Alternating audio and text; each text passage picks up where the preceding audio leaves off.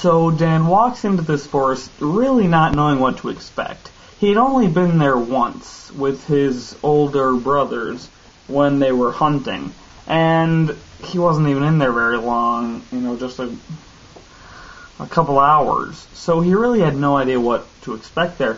And he's walking along. It's a nice day, a couple clouds, but mostly just sunny. And after 2 or 3 hours of walking, he comes along this small clearing. And in this clearing, all the grass is really matted down, almost as if it was a nest of some sort. And Dan had never seen anything like this, so he decides to look around. The clearing was about 8 feet. It was a circle about 8 feet in diameter. So not enormous, but noticeably large. And he's walking around, and near the edge he sees some big piece of meat just lying there. It had sort of been eaten, the edges had been eaten, but it was still mostly there. So he goes and he looks at it, and he begins to get worried, because he realizes that whatever was here obviously left the meat here, so it's most likely planning on coming back, and was fairly large and ate meat.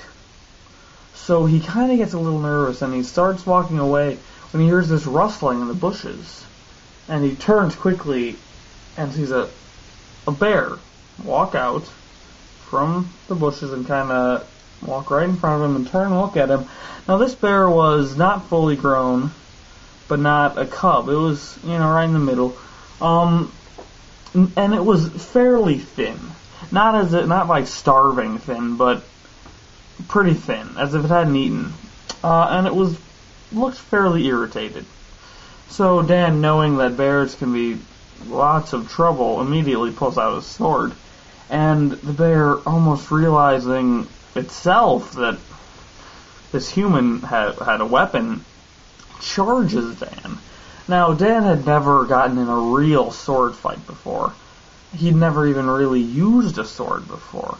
But he figured out the basics. He knew the basics. So as this bear is charging, he stands his ground. And right as the bear is about to get him, he sidesteps and swings. And just kind of grazes the bear's side. The bear lets out a little whine, but nothing big. Now the bear, immediately after he passes, turns around and dives. Dan, who actually expected to just kill the bear in one hit, being naive, was not expecting this. And as the bear dives, it lands on top of Dan. Luckily, Dan had his sword in such a way that when the bear dived, it actually fell on the sword, impaling itself. The bear screams in pain, just horrible, and rolls off of Dan. He'd been knocked down, he had cuts, he got the wind knocked out of him, but he was thinking well enough to take the sword and pull it out of the bear.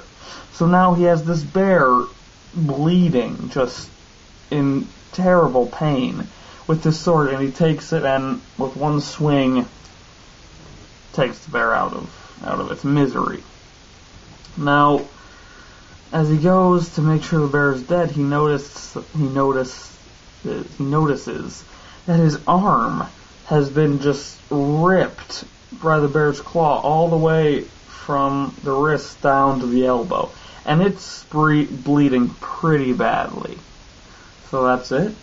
Please tell me what you guys think should happen next. I'm Mike, and you've been hogged.